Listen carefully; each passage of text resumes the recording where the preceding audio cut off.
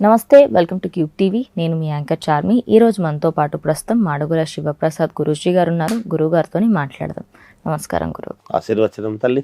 గురువుగారు, అంటే political season వస్తుంది అంటే తెలంగాణ వాళ్ళు కూడా ఏపీ రాజకీయాలలో ఎక్కువగా అంటే ఎవరు గెలుస్తారు ఎవరు వస్తారని చాలామందికి ఉంటుంది.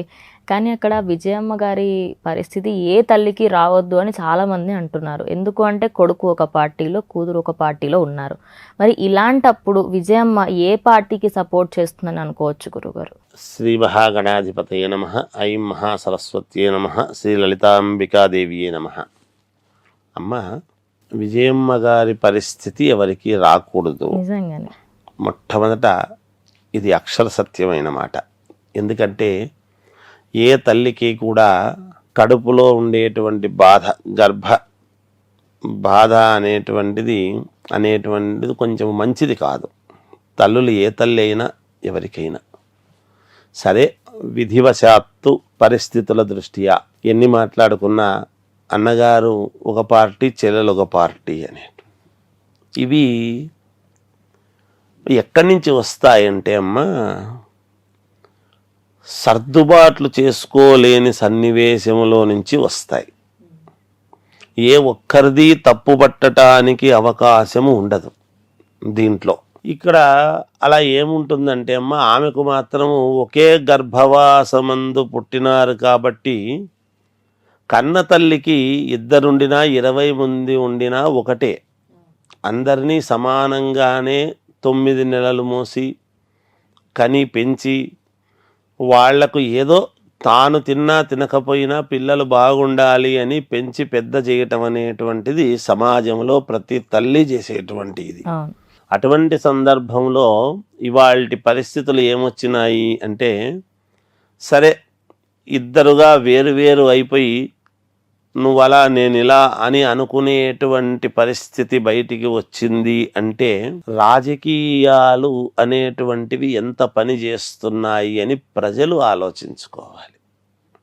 నిజానికి ఇది ప్రజల యొక్క తీర్పుకు మనం వదిలేయవలసినటువంటి అవసరం, ఏది ఎందుకు అని. అయితే అమ్మ, ఏదైనా పొరపత్యాలు వచ్చినప్పుడు సాధ్యమైనంత వరకు తల్లిని దృష్టిలో పెట్టుకొని సర్దుబాటు అనేటువంటిది చేసుకుంటే యోగం. ఈ మధ్యలో కొంతమంది ఉంటారమ్మా, ఎప్పుడు కూడా వాళ్ళు హితశత్రుత్వము అనేటువంటిది ఉంటుంది. ఆ హితశత్రుత్వముతో కాదు నీకు అలా చేయాల్సి ఉండే ఆయన, కాదు మీరు ఇలా ఒప్పుకోవడం కరెక్ట్ కాదు అని ఇలాంటివి అలాంటివి మాటలు మాట్లాడి కొంచెము దూరమయ్యేటువంటి దానికి చేసే ఫలితాలు ఎప్పుడూ కూడా ఉంటాయి. ఎందుకంటే మనము గుర్తించుకోవాల్సింది ఒకటి, ప్రతి మనిషి కూడా వాళ్ళనే కాదు, అన్నదమ్ములు భారత యుద్ధంలో కొట్లాడినటువంటి అన్నదమ్ముల దగ్గర నింటున మామూలుగా అయితే శరీరములో ఆధ్యాత్మికమైనటువంటి చింతన కలిగినటువంటి మనస్సు ఎలా అయితే ఉందో మలిన పదార్థాలు పోవటానికి కూడా ఒక ఇది భగవంతుడు పెట్టాడు. మనము ఎంచుకునేటువంటి విధానంలో ఉంటుంది. మన చుట్టూ ఎప్పుడు మనము బాగున్నాము అంటే, ఒక కుటుంబము చల్లగా సంతోషముగా ఉంది అంటే ఆ కుటుంబములో విచ్ఛిన్నము ఎలా తేవాలి, అభిప్రాయ భేదాలు ఉండవచ్చును. ఇప్పుడు ఒక తల్లి కడుపున పుట్టినటువంటి వాళ్లకు ఒకరికి స్వీట్ అంటే ఇష్టం ఉండొచ్చు, ఇంకొకరికి స్వీట్ ఇష్టం లేకపోవచ్చు. అభిరుచులు ఒకటే రకంగా ఉండాల్సిన పనేమి లేదు.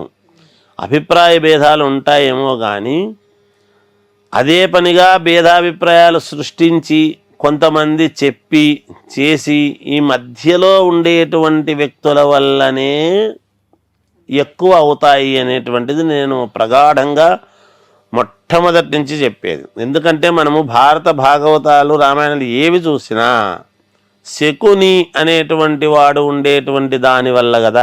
అవును, మొత్తం శకుని వల్లనే కదా మొత్తము వీళ్ళందరూ కూడా చెడిపోవడానికి అటువైపు వాళ్ళు ఇటువైపు వాళ్ళు పోట్లాడాల్సింది. ఇవాళ సమాజంలో శకుని పాత్ర పోషించేటువంటి వాళ్ళు ప్రతి కుటుంబాల్లోనూ కొంతమంది ఉన్నారు. అది గ్రహించాలి, కుటుంబాలు తెలుసుకోవాలి. ముఖ్యంగా ఒక్క వైఎస్ గారి కుటుంబంలోనే అని కాదు, ప్రతి ఒక్కరింట్లో ఉంటారు. అంటే చనిపోయినటువంటి వాళ్లకు మనం ఏం విలువిస్తున్నాము, ఉన్న తల్లికి మనం ఏం విలువిస్తున్నాము, ఆమె ఎంత కడుపు కోత అనుభవిస్తుంటుంది. ఒకే తల్లి కడుపున పుట్టిన వాళ్ళము మనము ఈ విధముగా పోట్లాడుకుంటుంటే సంస్కారము విఘ్నత కలిగి ఉన్నవాళ్ళమై, పైగా చదువురాని వాళ్ళము కాదు. ఎక్కడో మనం ఎక్కడో పుట్టాము, మనకు నాగరికత తెలియదు, మనకేమైనా విజ్ఞానం కలిగి ఉంటే తెలుసుకొని ఉంటే మనము బాగుపడి ఉండేవాళ్ళమే అనుకునేటువంటి విధానం కాదు. బాగా చదువుకొని సమాజములో ఉండి సమాజాన్ని మనమే ఒక వైపుకు తిప్పగలిగినటువంటి స్థాయి ఉండి మరి మనము తెలుసుకోలేకపోతున్నాము అంటే ఎవరు కారణము దీనికి ఒక్కసారి వెనక్కు ఆత్మావలోకనము గనక చేసుకున్నాము అంటే ఎక్కడ దీనికి బీజం పడింది అని మూలం ఎత్తుక్కోవాల్సిన అవసరం ఉంటుంది ప్రతి మనిషి కూడా. కేవలము మనము వీళ్ళే అని కాదు. భారతం మామూలుగా ఈ విజయమ్మ గారి కుటుంబంలో ఉండేటువంటిదనే కాదు తల్లి, ప్రతి కుటుంబంలోనూ సమస్యలు ఉన్నప్పుడు నాకు తేడా ఎక్కడ వచ్చింది, ఎందుకు వచ్చింది, దేనివల్ల వచ్చింది అనేది గనక ఒక్కసారి మనము ఆత్మావలోకనం చేసుకుంటే ఖచ్చితముగా దానికి కారకులైన వాళ్ళు ఎవరు అనేటువంటిది 2 నిమిషాల్లో తేలిపోతుంది. అది తెలుసుకోకుండా ఒకటి సమాజంలో చెప్పుడు మాటలు, దృష్టి చూసేటువంటి దానికంటే కూడా చెప్పుడు మాటలు వినికిడికి ప్రాధాన్యత ఇచ్చినంత కాలము ఇలాగే ఉంటాయి రాజకీయాలు.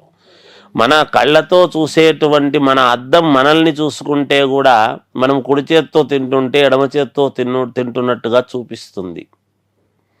అందుకనే ఆత్మవిమర్శ అనేటువంటిది ఒకటి ఎవరికి వాళ్ళు చేసుకోవాల్సిన అవసరం ఉంటుందమ్మా. అందుకని ఎవరికి ఏ తల్లికి ఇటువంటిది రాకూడదు, ఇది మంచిది కాదు కూడా. అయితే ఆ స్టేజ్ దాటిపోయింది.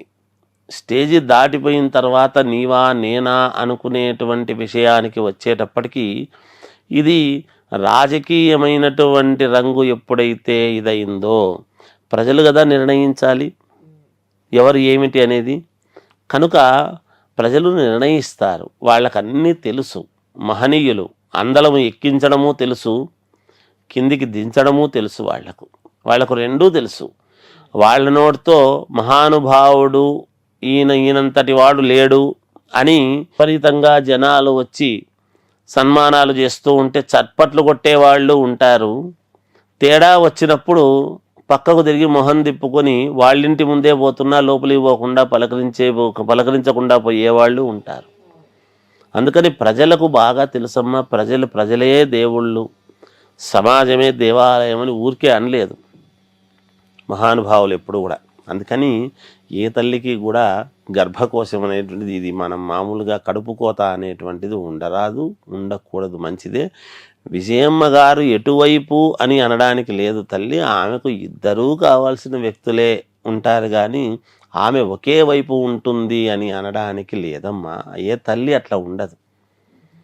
ఒక కొడుకు పోలీస్ అయి ఒక కొడుకు దొంగ అయినాడు అనుకోండి, దొంగ అయిన కొడుకు కూడా బాగుండాలి అనే కోరుకుంటుంది. పోలీస్ అయినటువంటి వాడు ఎక్కడా ఏ దొంగ చేతుల్లోనూ ఇబ్బంది పడకూడదు అనేటువంటి భావన తల్లికి ఉంటుంది కదా. అందుకని మామూలుగా ఏదో కొన్ని జరుగుతూ ఉంటాయమ్మా.